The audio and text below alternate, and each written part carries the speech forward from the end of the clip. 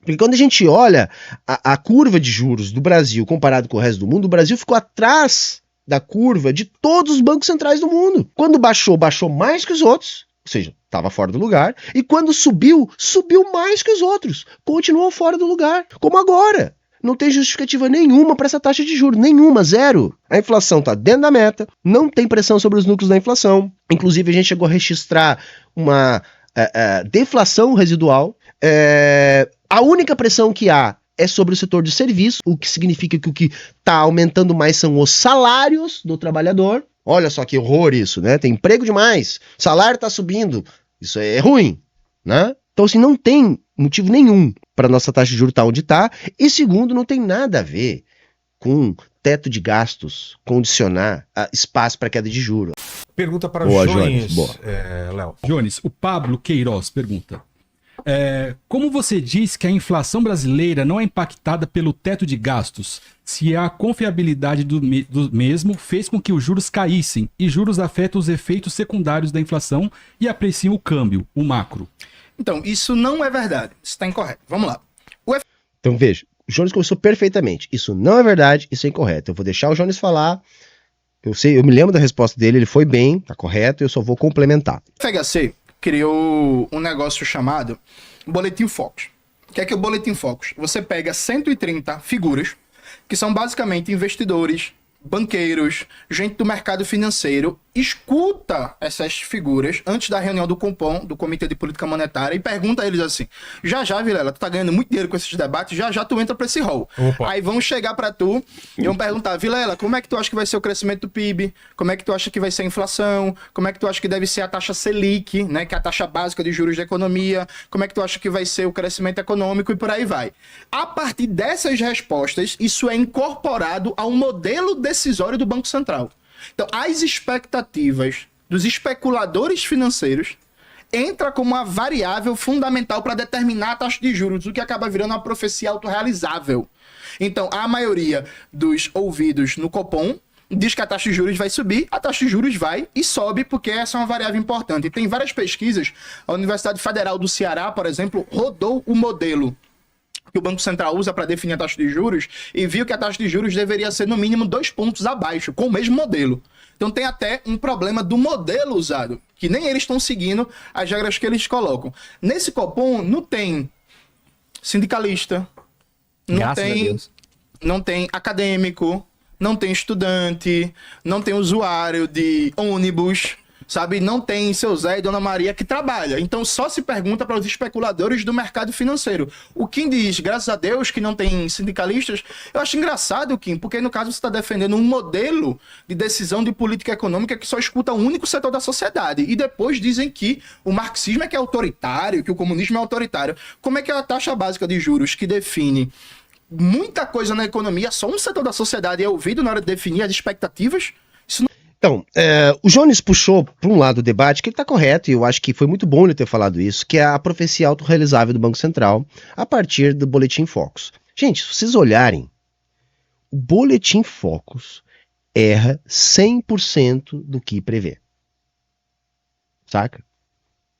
E quando é um governo de direita, sempre erra dizendo que vai crescer mais do que de fato cresce. Quando é um governo a princípio de esquerda, sempre diz que vai crescer menos do que efetivamente cresce. Sempre. Porque, na verdade, a função daquilo ali não é avaliar expectativas, é enviesar expectativas que, pelo próprio modelo do Banco Central, como o Jones explicou ali, são incorporados às decisões do Banco Central. Tá? Agora, o ponto que o Kim disse foi, olha, o que baixou os juros foi o nível de confiança e o arcabouço fiscal. Isso não tem absolutamente nada a ver. Nada a ver. Porque, como eu expliquei há pouco tempo, a dinâmica do estabelecimento da taxa básica de juros não tem relação nenhuma com o nível de endividamento. Nenhuma. Zero. Zero. Tá? Nenhuma. É absolutamente zero. Vai depender do que o Banco Central tem de política econômica. Que é esse modelo que o Jones explicou ali, que é absolutamente enviesado, tá? Que vai fazer com que ele determine a taxa de juros. Para você ter uma noção, durante o governo Bolsonaro, Nós chegamos a ter taxa de juros negativa no Brasil, quando a taxa Selic caiu para 2%. Gente, não tem na teoria econômica, nem mesmo na teoria econômica liberal, nada que justificasse aquilo. Nada, nada. Vamos achar o quê? O Banco Central, na época do Bolsonaro, achou que o Brasil era a Suíça e meteu uma taxa de juros negativa? Qual foi o efeito concreto disso? O efeito concreto disso foi a disparada do dólar. Aí a gente descobriu, lembram lá do Paulo Guedes com o teclado Bloomberg que vazou?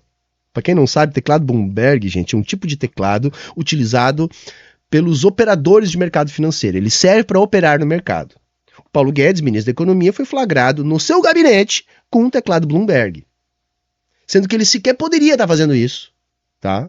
Porque ele tem que, quando assume o Ministério da Economia, ele tem que repassar os seus investimentos para outros administrarem, não pode ser ele, por causa do flagrante conflito de interesse. E aí a gente descobriu o quê? Paulo Guedes com dezenas de milhões de dólares aplicados. O dólar foi pra puta que pariu, com uma taxa de juros, né, da Suíça, só que no Brasil. E o Paulo Guedes ficou alguns milhões de dólares mais rico. Simples assim. Simples assim. Porque quando a gente olha a curva de juros do Brasil comparado com o resto do mundo, o Brasil ficou atrás da curva de todos os bancos centrais do mundo. Quando baixou, baixou mais que os outros, ou seja, estava fora do lugar, e quando subiu, subiu mais que os outros, continuou fora do lugar. Como agora, não tem justificativa nenhuma para essa taxa de juros, nenhuma, zero. A inflação está dentro da meta, não tem pressão sobre os núcleos da inflação, inclusive a gente chegou a registrar uma deflação residual. A única pressão que há é sobre o setor de serviços, o que significa que o que está aumentando mais são os salários do trabalhador. Olha só que horror isso, né? Tem emprego demais, salário está subindo, isso é ruim, né? Então, assim, não tem motivo nenhum para nossa taxa de juros estar onde está, e segundo, não tem nada a ver com teto de gastos condicionar espaço para queda de juros. Até porque, quando é que a nossa taxa de juros caiu mais? Foi na pandemia. Quando? Quando o Congresso tinha suspendido os efeitos do teto de gastos. Que porra é essa? A nossa taxa caiu mais justamente quando o Congresso Nacional deu uma autorização para gastar. Então como que o teto de gasto reduz a taxa de juros? Entende? Isso não faz sentido, isso é nonsense. Isso é estúpido. Percebem a estupidez disso?